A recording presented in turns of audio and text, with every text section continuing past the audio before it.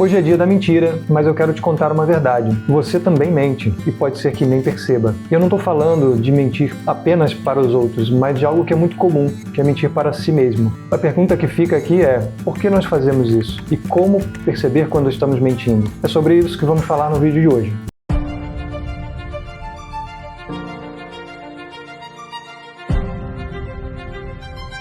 Hoje é 1º de abril, popularmente conhecido como o Dia da Mentira, né? Isso todo mundo já sabe. E essa história no Brasil começou em 1828, quando um jornal chamado A Mentira publicou uma notícia que era falsa, dizendo que Dom Pedro I havia falecido. Era uma pegadinha, mas essa notícia se espalhou tanto que ajudou a consolidar isso que hoje a gente leva na brincadeira, que é o famoso Dia da Mentira. Com o tempo, isso praticamente virou uma tradição, né? Todo mundo brinca com isso e qualquer pessoa no Brasil conhece essa quase que tradição, né? Mas nós quisemos aproveitar essa data para falar justamente do seu oposto, que é a verdade. Porque ao mesmo tempo que todo mundo considera que a verdade é algo tão importante, tão valioso, na prática não é tão simples assim. Ser verdadeiro, falar a verdade, e é justamente isso que a gente vai elaborar ao longo do vídeo aqui. Então surge a primeira pergunta, né? A primeira questão sobre o assunto. Até que ponto dizer a verdade é sempre o melhor caminho? A segunda pergunta. Onde está o limite entre a verdade e a inverdade no nosso dia a dia? No vídeo de hoje, vamos abordar esse tema trazendo algumas referências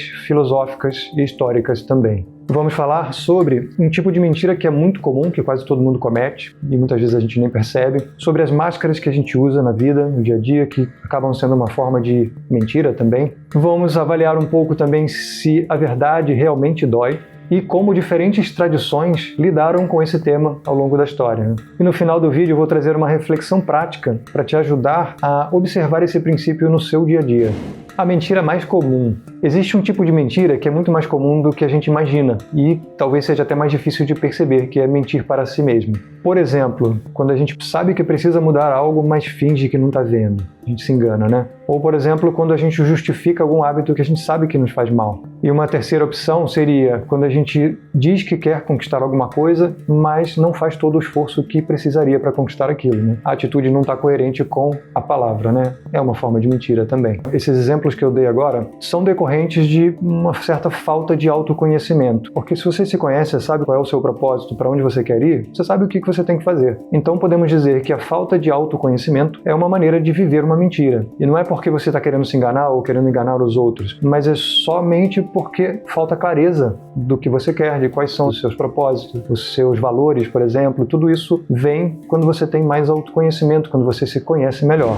Nossas máscaras. Uma outra forma bem comum de mentira é vestir máscaras na vida, né? Todos nós fazemos isso em maior ou menor grau. Por exemplo, aquela máscara do profissional super bem sucedido, mas que na verdade está correndo atrás e mais perdido do que segue um tiroteio, né? De uma certa forma ele tenta passar uma imagem de que está tudo bem, está tudo sob controle. Outra mentira que muitas vezes a gente diz até para nós mesmos, né? Mas poderia ser para uma outra pessoa, é não tenho tempo para isso. Será que não é tempo ou será que é falta de prioridade? Muitas vezes a gente coloca essa máscara também de que está na correria e não tem tempo para uma determinada coisa. Um outro exemplo também é aquela pessoa que sempre responde que está tudo bem, mas lá no fundo está cheio de problema, a vida não está tão legal assim. Não significa que você vai dizer que seus problemas todos para alguém que te pergunta no elevador se está tudo bem. Você fala, tudo bem, boa tarde e tal. São situações diferentes, mas quantas vezes, né, em redes sociais as pessoas mostram uma realidade que não é exatamente aquela que está por trás nos bastidores, mas tudo bem, cada um divulga aquilo que quer também, né? E um detalhe importante é que na maioria das vezes essas máscaras elas não são mal intencionadas, é muito mais um mecanismo de proteção, de autodefesa. Vamos retomar o exemplo lá do profissional bem-sucedido, né, que pelo menos passa essa imagem de bem-sucedido, mas está com a vida caótica, cheia de problema. É até compreensível que ele não queira ficar falando dos problemas para todo mundo, como eu já citei, né, no caso do elevador.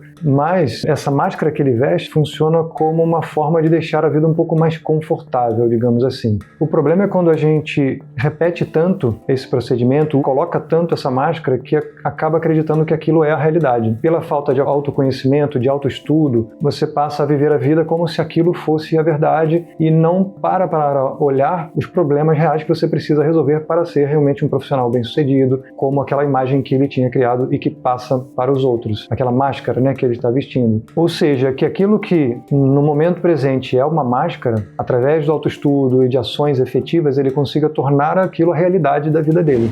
A verdade dói? Muita gente costuma dizer que a verdade dói. Será que dói mesmo? Bom, eu particularmente não compartilho dessa opinião. Mais uma vez, eu penso que é uma afirmação inconsciente que é utilizada como um mecanismo de defesa, uma proteção para viver numa versão mais confortável do que encarar a verdade, dos fatos, da situação que esteja acontecendo. Talvez o que dói mesmo é perceber a diferença entre os fatos, entre a verdade e aquela versão da história que a gente criou para a gente mesmo para estar mais confortável. Porque quando alguém descobre algo sobre um relacionamento, sobre um hábito ou sobre alguma situação da vida, aquele incômodo não vem da verdade em si que a pessoa acabou de descobrir. O que acontece é que nós, seres humanos, tendemos a ter medo do que é novo, do desconhecido, da mudança. E quando a gente passa por uma desilusão, a primeira reação é sofrer, ficar chateado, triste, quando na verdade deveríamos estar agradecendo por ter saído de uma ilusão.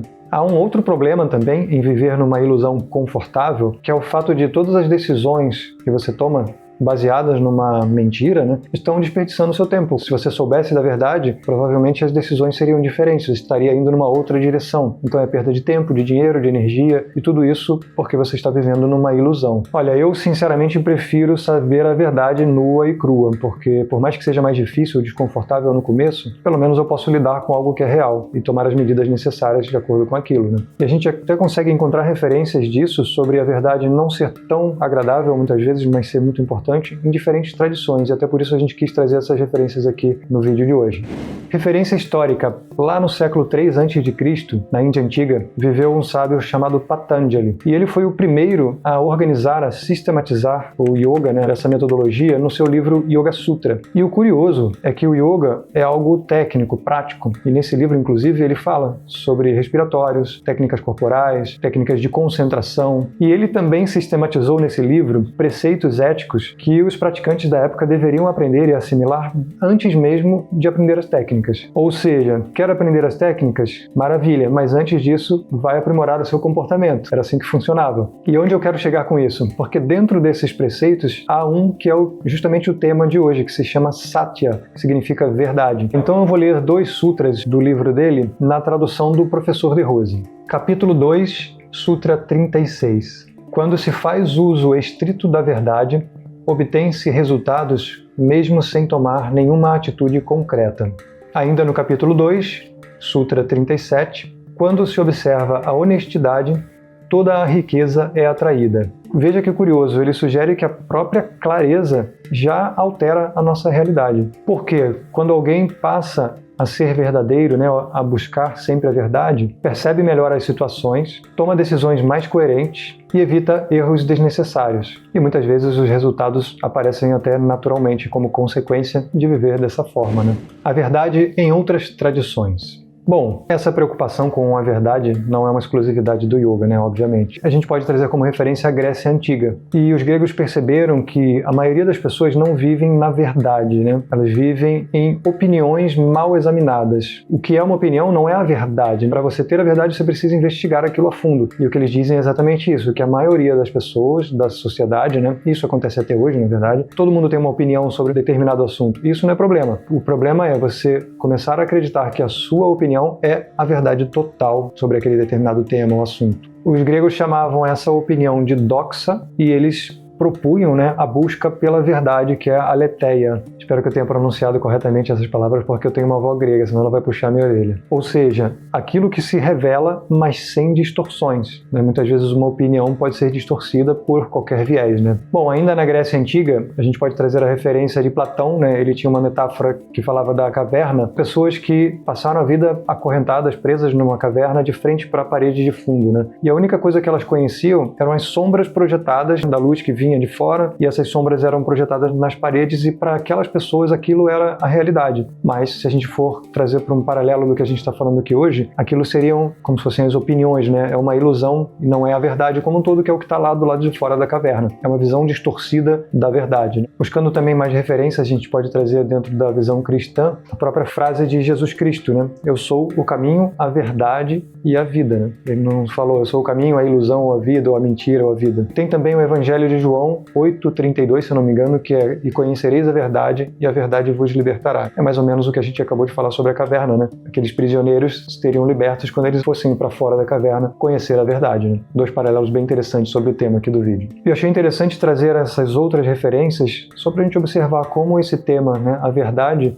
foi tão importante em diferentes contextos, né? Civilizações, culturas, tradições, e talvez a gente precise trazer isso mais presente, né, para a nossa vida atual, né, para os dias de hoje. E quando a gente fala sobre verdade, a primeira coisa que vem na cabeça é simplesmente não mentir. Só que pode não ser tão simples assim. De fato, a gente já viu alguns exemplos de mentiras que todos nós cometemos e que às vezes são difíceis de perceber, mas agora a gente quer passar um pente fino em outros aspectos que podem ser considerados uma forma de inverdade ou de mentira. Por exemplo, um equívoco. O perigo do equívoco é que ele vem com a sensação de ser uma verdade. A pessoa equivocada, ela acha que está acertando. E é aí que mora esse perigo, né? Porque você não percebe que está cometendo uma mentira, né, nesse caso. Ou seja, a pessoa acredita que está certa e justamente por isso aquele erro, né, ou aquela mentira passa despercebida. Por exemplo, passar uma informação errada à frente. Você provavelmente não fez aquilo por mal, mas a sua informação estava desatualizada. E aquela informação desatualizada pode ter prejudicado um terceiro. A intenção era boa, mas um equívoco acabou causando um problema para uma outra pessoa, talvez até para você mesmo. Outro exemplo são as distorções, né? É como se fosse o seu ego fazendo uma edição seletiva da verdade. Nesse caso já tem um viés muito claro, né? Uma tendência para onde você quer conduzir aquela situação. Ou seja, a pessoa ela ajusta os fatos justamente para atender à narrativa dela mesma. Por exemplo, você vai falar de uma pessoa,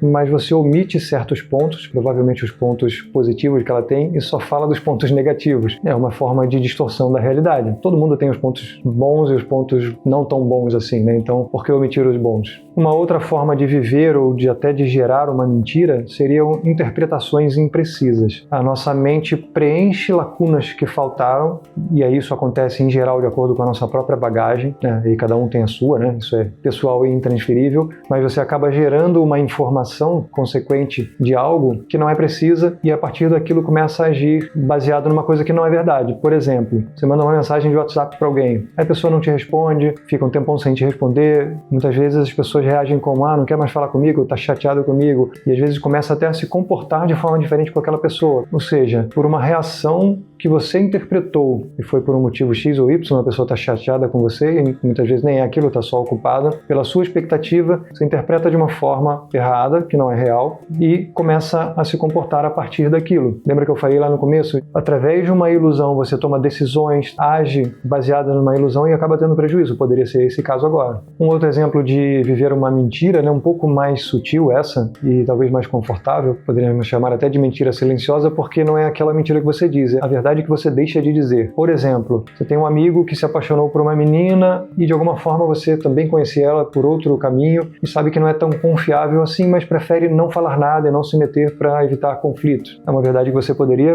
chegar para o teu amigo e falar, olha, tem isso e tal, e de repente evitar o desgaste ali no relacionamento dos dois, mas por omissão prefere não falar nada. Ou seja, muitas vezes a gente não precisa mentir para não viver a verdade, né? Passando esse pente fino, o que a gente observa? Que falar a verdade, viver a verdade, vai muito além do que só não mentir, né? A gente está vendo vários casos aqui, são muito mais sutis, e que se a gente não coloca uma atenção o tempo todo, um autoestudo, essa busca pela verdade, busca pelo autoconhecimento, como eu já falei, né, que é uma forma de não viver em verdade dentro de si mesmo, tudo isso pode passar despercebido facilmente. E com certeza isso acontece na vida de todo mundo, né? É algo para a gente estar atento o tempo todo. Preceito moderador. Provavelmente você já escutou alguém falando a seguinte frase: deixa eu te dizer umas verdades. Com essa cara mesmo de mal-humorado. Em geral, o tom dessa frase não é muito amigável e muitas vezes vem acompanhado de um gesto. À primeira vista, pode até parecer que a pessoa está querendo ser sincera, ser verdadeira. Mas, para os meus ouvidos, essa frase soa muito mais como: eu vou tentar te atingir com algumas coisas que eu penso ser verdade. E aqui que entra o preceito moderador. Lembra que eu falei do livro Yoga Sutra? Então, o professor De Rose fez uma tradução desse livro e para cada preceito, né, do código de ética que está sistematizado nesse livro, ele desenvolveu um preceito moderador específico e tem um que fala justamente da verdade, que eu vou ler agora para vocês aqui. A observância de Satya não deve induzir a falta de tato ou de compaixão, sob o pretexto de ter que dizer sempre a verdade. Há muitas formas de expressar a verdade. Muito legal essa reflexão, né? E o que a gente conclui com isso? Que ser verdadeiro não significa sair por aí dizendo tudo de forma agressiva. A gente quer falar a verdade, mas precisa observar a forma como vai ser falado, quando vai ser falado, se a pessoa está num momento bom para escutar aquilo. Tudo isso é importante, né? A gente precisa cuidar das relações. Voltando para aquela frase que eu citei agora há pouco, né? Vou te dizer umas verdades. Você está querendo dizer essa verdade para contribuir para a pessoa ou para satisfazer o seu ego? Ou até para machucar a pessoa, pior ainda, né? Então, esse sentimento de querer ser verdadeiro, de falar a verdade, tem que ser para contribuir com o outro e para você mesmo também, né? Então, combinados que preceito moderador vai fazer parte aí do seu cotidiano também, né? Aplicação prática. Bom, se você assistiu o vídeo até aqui, imagino que seja porque você se interessa por autoconhecimento e quer se aprimorar. Fico muito feliz por isso. Então, aproveitando o Dia da Mentira, eu quero deixar aqui uma proposta de experimento sobre a verdade. E aí eu quero que você faça o seguinte, se pergunte, é você se perguntando, né? Em que área da minha vida eu estou deixando de encarar a verdade? Esse é o primeiro passo no sentido de ter mais autoconhecimento, é você se questionar. Onde está faltando verdade na minha vida? Lembra disso, coloca em prática, faz disso um hábito na sua vida. Não é uma coisa que acontece de hoje para amanhã, não vai ser esse vídeo aqui que vai te resolver. Ele contribui, eu estou tentando trazer ferramentas e dicas para a gente ter mais autoconhecimento na prática, né, no nosso dia a dia. E essa pergunta já é um bom começo. Encontrou essa situação, tenta resolver o que der para resolver. E aí busca outra, e assim a gente vai levando aquela luz, né, para dentro das nossas cavernas ali, com as nossas opiniões e distorções da verdade, né? E agora eu quero saber, você acha mais difícil dizer a verdade para os outros ou para si mesmo? Conta aqui nos comentários. Se esse vídeo fez sentido para você, deixa aqui um gostei e para acompanhar mais conteúdos sobre autoconhecimento na prática, se inscreve no canal e ativa as notificações. Isso fortalece pra caramba o nosso trabalho e ajuda o nosso conteúdo a chegar para mais pessoas também. Obrigado por ficar comigo até aqui, um forte abraço e até o próximo vídeo.